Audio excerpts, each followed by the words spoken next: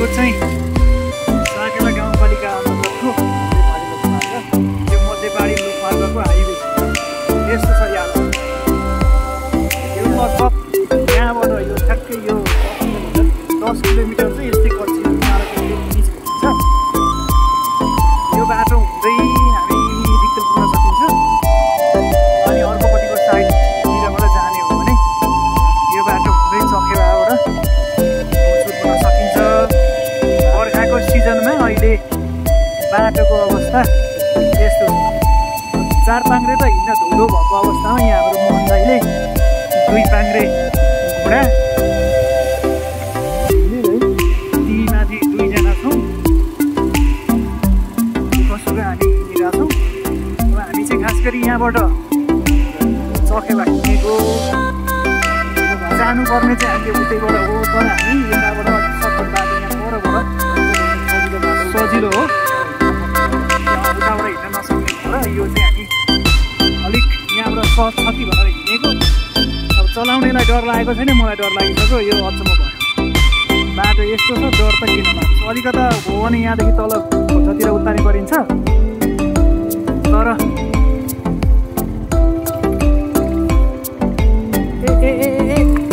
झन्ने भन्दा भने निस्क्यो है। बाटो समग्रमा ठिकै छ। अब हाम्रो डेस्टिनेसन भनेको चाहिँ अहिले ठिकै चकेयासम्म हो है।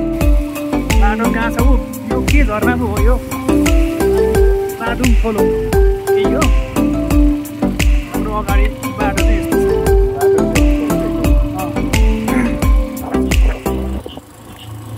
ल बाटो पुरै सर ओह्रालो झर्ने हो। यताउता नभइकन बाटो एकदम सजिलो छ। यतिको बाटो भनेको चाहिँ धेरै सजिलो। हाम्रो लागि यो बाटो भनेको एकदमै सजिलो हो। यस्ता कैयन अप्ठ्यारो बाटो पार गर्दै गर्दै हिँड्ने मान्छे हो हामी। यो बाटो हाम्रो लागि एकदमै सजिलो बाटो हो।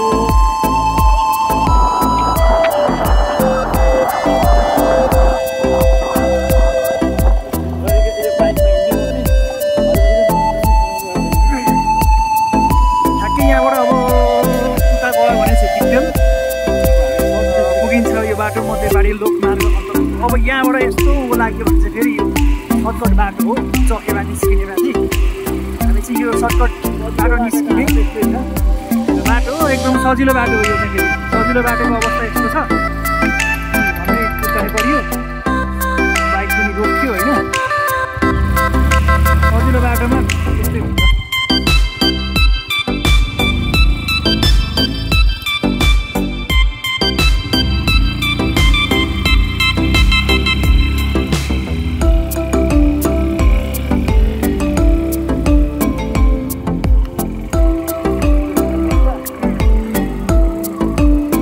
यो बाटोलाई चाहिँ ठ्याक्कै यो कहाँ पुर्याउँछ भन्नुहुन्छ भने चकेबा हुँदै हामी त्यहाँबाट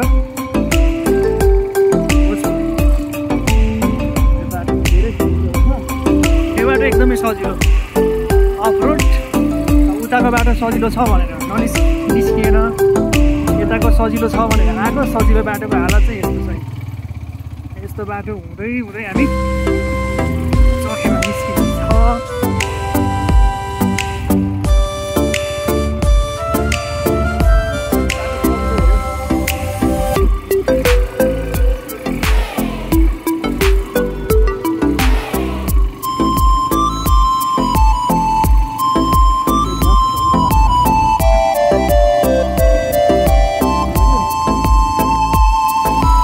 फेरि एकदम खत्रै छ यो बाटो।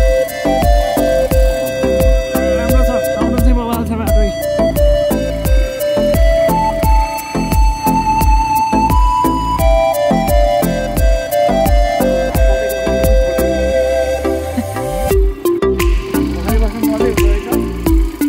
एकदमै बाटो यस्तो छ। पछाडि बस्नेलाई पनि मुटु चिसो हुन्छ भनेको। तर यो त एकदमै सजिलो बाटो हो। आयो एकछिन परेड खेल्नु पर्ने ठाउँको लागि।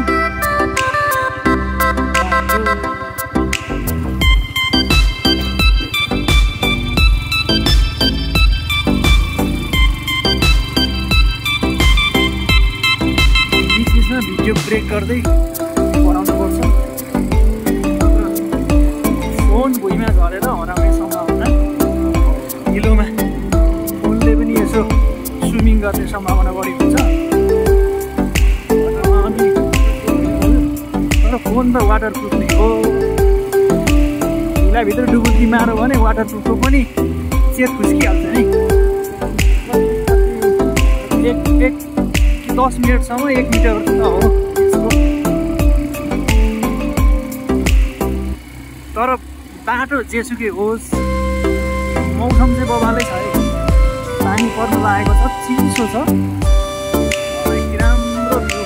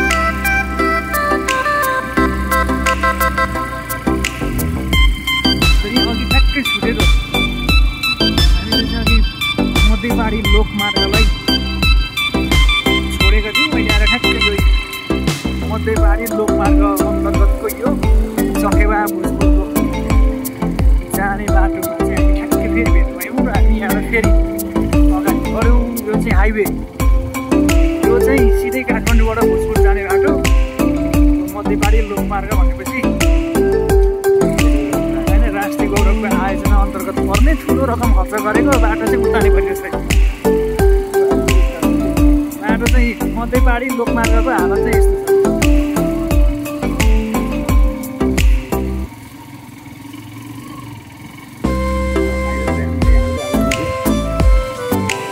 बाटो गाह्रो छ। अब हामी केही समयपछि चखेवा भन्ज्याङ पुगिन्छ। चखेवा भन्ज्याङ पुग्नुभन्दा अलिकति ओरतिरबाट चाहिँ फेरि मोबाइलै राम्रो पिच दिन्छ है। त्यहाँदेखि उता चाहिँ फेरि बाटो एकदमै राम्रो छ। चखेवादेखि उता चाहिँ बाटो एकदमै राम्रो छ।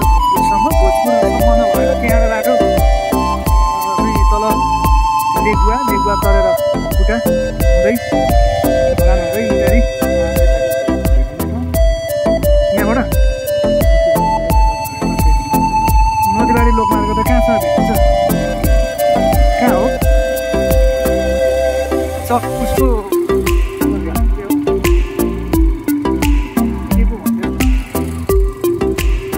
यो चाहिँ आज मध्यपाडी लोकमार्ग अन्तर्गत पर्ने यो राजमार्गको बाटो हुँदै अहिले हामी चखेवा भन्ज्याङ जाँदैछौँ होइन। यो चाहिँ मध्यपाडी लोकमार्ग अन्तर्गतको बाटोको अवस्था चाहिँ यस्तो छ। 2 पाङ्ग्रे हिँड्नलाई पनि धौधौ छ, 4 पाङ्ग्रे पनि दुःख छ।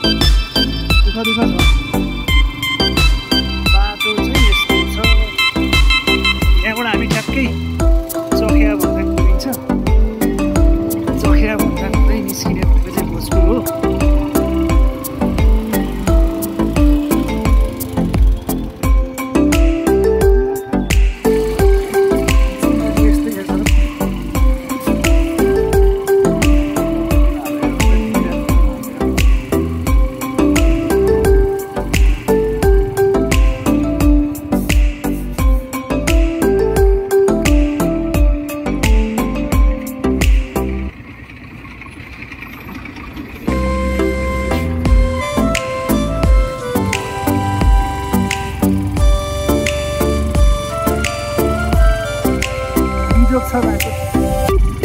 यो बस योभन्दा अगाडिबाट सायद टिकट किनेको होला।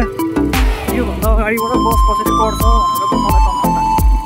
हामी त जसो जस्तो हामी केटाहरू परेर रन्कार आउँदैछौँ फेरि बाइक कहाँ उतार्ने पर्ने हो कि बाटो यस्तो छ। तर अब हामीले चखेवाको पिच भेट्यौँ यहाँबाट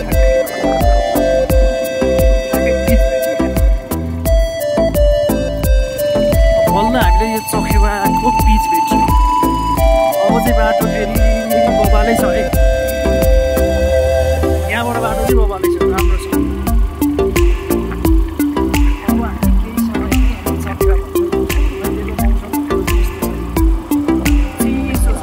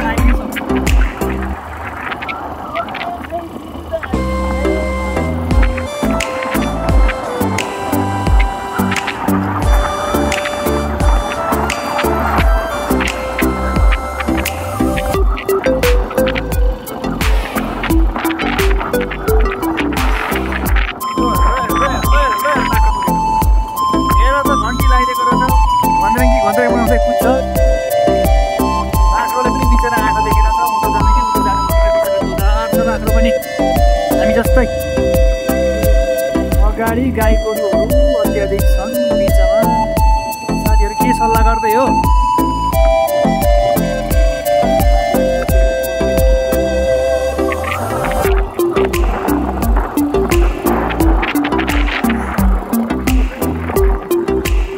केही देखिँदैन त, पानी पनि परेको छैन, केही पनि भएको छैन, तर देखिन्छ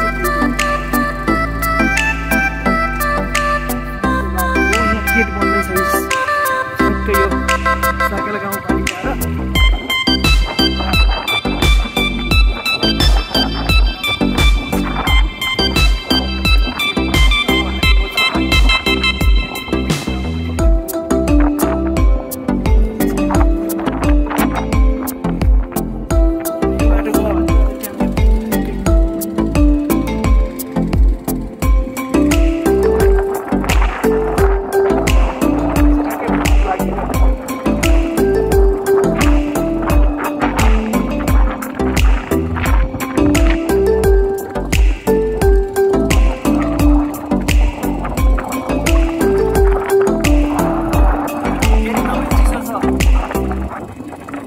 आँखाको परेलाबाट